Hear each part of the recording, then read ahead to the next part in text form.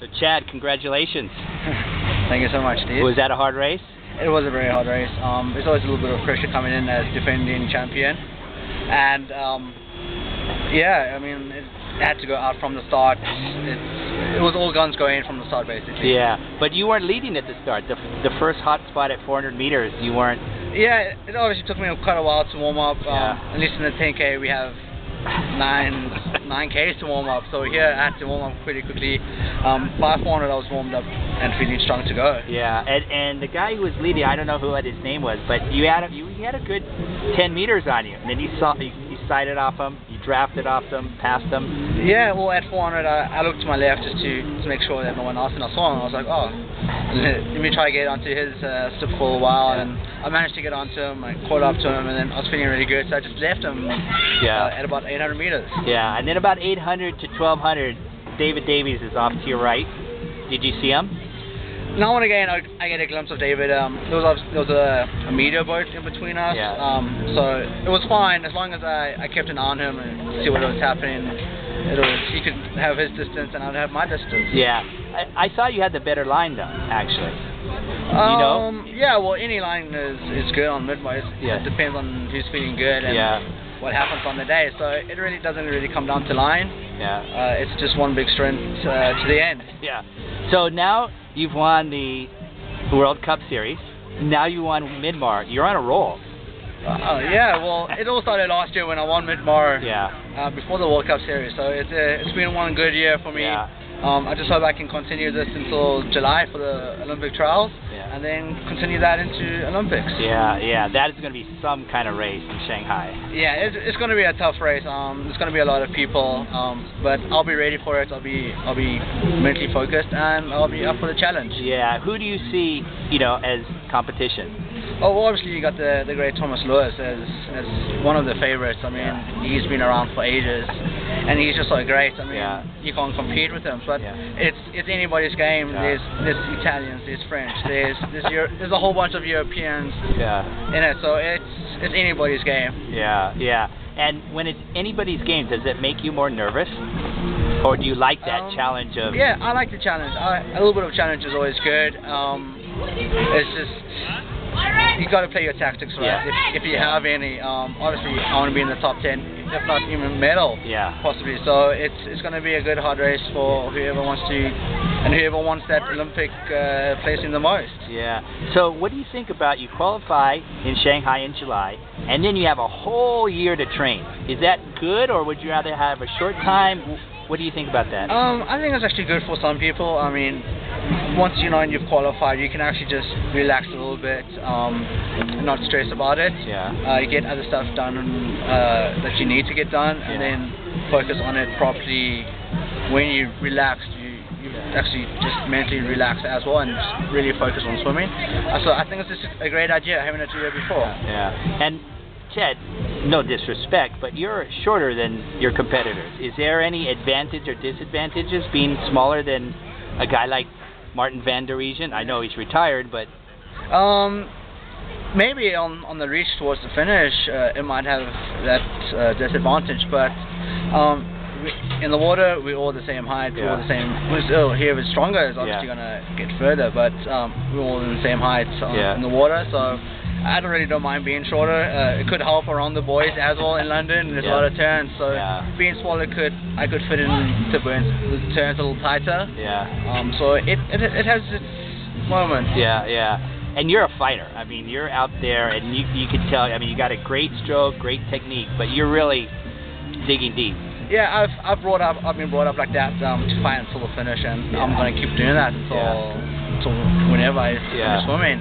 So as long as there's that fight in me, I'll never give up. And other than the 10K races that you've won and all the World Cup Series, World Championships, what other races do you do? Obviously you do the Midmar Mile, but do you spend a lot of time in the open water? Now and again, I do have my favorite local swims that I like to support and go to.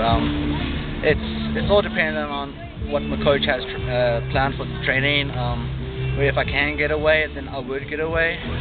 But I try to stay in training most of the time, and then have my selected few swims that I go to. Yeah, and then you also mix in pool swimming too. You've gone to a lot of pool. Yeah, well, I actually started off in the pool as a junior, and slowly veered into open water.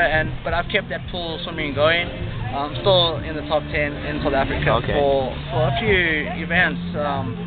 So I'm pretty happy with that. As long as I can keep that going, I'll be happy. Yeah, and then take us through a typical day in the life of Chad Ho. You wake up in the morning, you go training. What do you do during a day? Yeah, well, every athlete has their own routine.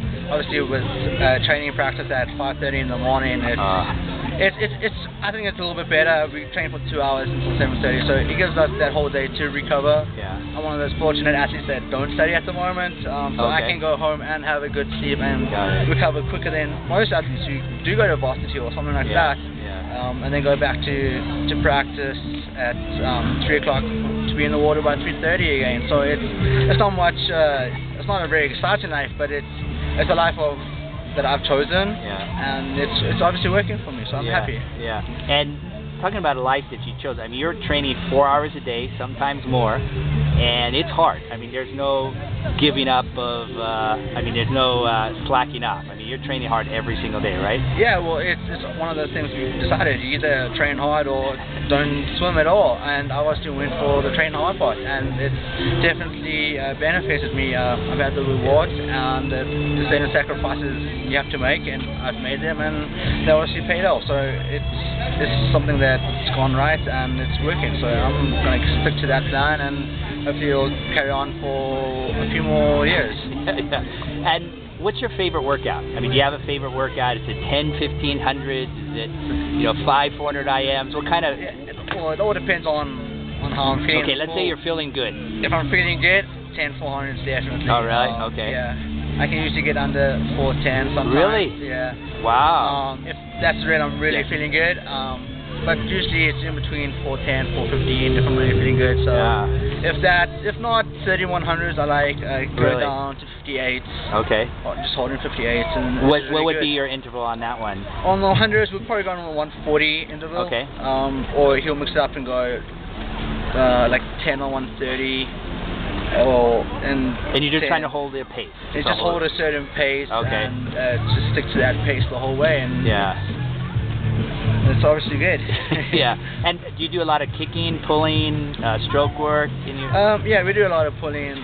We just started recently with a lot of pull than usual. So I don't mind the pull. I'm better at pull. Yeah. And the kick, I've never been fond of kicking, even when I was a kid. But I've realized that I do need that kick, and I'm working on it hard, and it's paying off. It's definitely working in the racing. Yeah.